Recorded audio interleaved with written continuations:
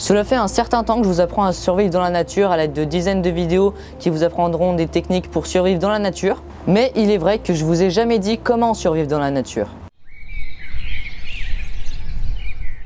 Salut à tous et bienvenue sur la chaîne de la survie en nature. Bon, vous l'aurez compris, dans cette vidéo on va apprendre plus ou moins à survivre dans la nature. Et je dis bien plus ou moins tout simplement parce qu'il y a plein de thèmes à aborder. Et nous on va voir ça vaguement, et si vous voulez plus de précision comme par exemple sur la chasse, eh bien il y a toute une série qui est faite pour ça. Bref les amis, sans plus tarder, on va voir tout ça.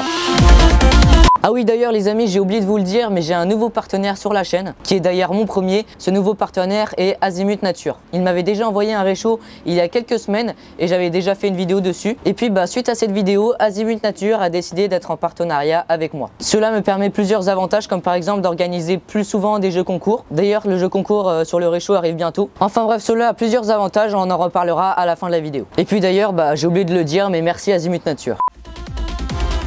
Alors déjà il faut savoir qu'on peut se trouver en situation de survie par deux moyens. Soit c'était volontaire et vous avez par exemple comme objectif de survivre dans la nature pendant un mois. Soit c'est pas du tout volontaire et vous vous retrouvez dans des vraies situations de survie, comme par exemple votre avion s'est crashé.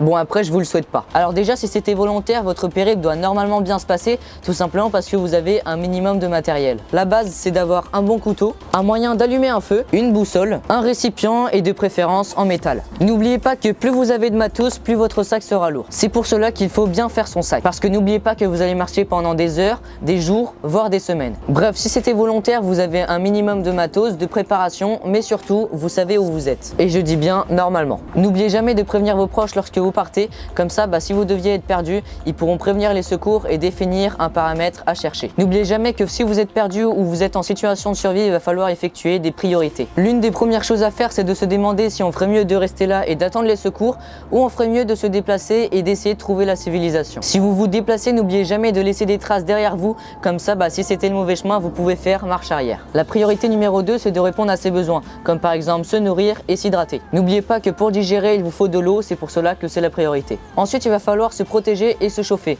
Pour se protéger, c'est simple, vous faites un abri, et pour se chauffer, il va falloir faire un feu. Cet abri va vous être d'une grande utilité, comme par exemple vous protéger des intempéries. Alors bien sûr, c'est pas en mettant son manteau sur soi que vous allez être protégé. Puis le feu, il est très important en survie, car n'oubliez pas que c'est grâce à lui que vous allez pouvoir cuire des aliments, purifier de l'eau, se réchauffer, puis écarter les prédateurs de votre abri. Ça va également faire fuir les insectes, dont les moustiques, et n'oubliez pas que c'est grâce à eux que ça va pourrir votre vie. Vous allez rentrer chez vous, vous allez avoir des boutons de partout. Durant la période où les secours vont vous chercher, il va aussi falloir faire des efforts de votre côté, comme par exemple la signalisation. La signalisation, c'est par exemple faire un grand feu qui va dégager de la fumée. Si vous voulez plus d'informations sur la signalisation et la navigation, j'ai fait une vidéo complète, ça s'affiche juste ici. Au bout d'un certain temps, comme par exemple 1 à 3 semaines, vous l'aurez compris, mais il va falloir se débrouiller seul. Pourquoi? Parce que là, pour les secours, vous êtes mort. Cette décision doit même être prise durant les premiers jours, parce que si vous vous retrouvez au bout de 3 semaines et vous avez toujours rien fait, et là normalement vous êtes déjà mort. Bref, cette décision doit être prise à l'avance. Si vous restez à votre endroit sans rien faire, et là vous avez déjà tout perdu d'avance. Donc voilà, on a terminé, on a abordé les principaux sujets dont la signalisation. Après bien sûr, si vous êtes dans le désert,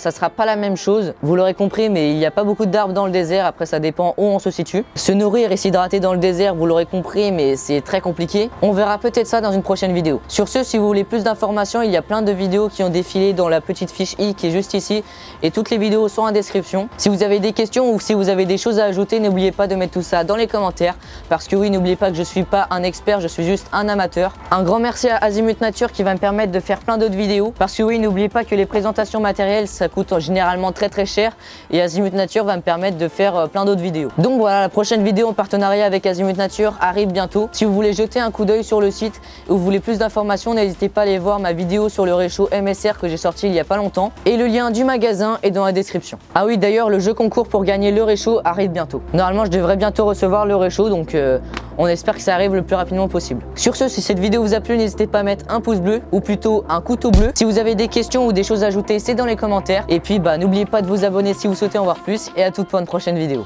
Salut! Salut à tous et bienvenue sur la chaîne de la survie en nature. Aujourd'hui les amis, je vais vous présenter le réchaud Pocket Rocket 2 de chez MSR. Ce réchaud m'a été envoyé par le magasin Azimut Nature. Donc tout d'abord un grand merci à eux. Azimut Nature c'est quoi? C'est tout simplement un magasin qui regroupe tout le matériel de randonnée, que ça soit les réchauds, tout ce qui est pour le bivouac. Enfin bref, si vous avez besoin de vous équiper pour la randonnée.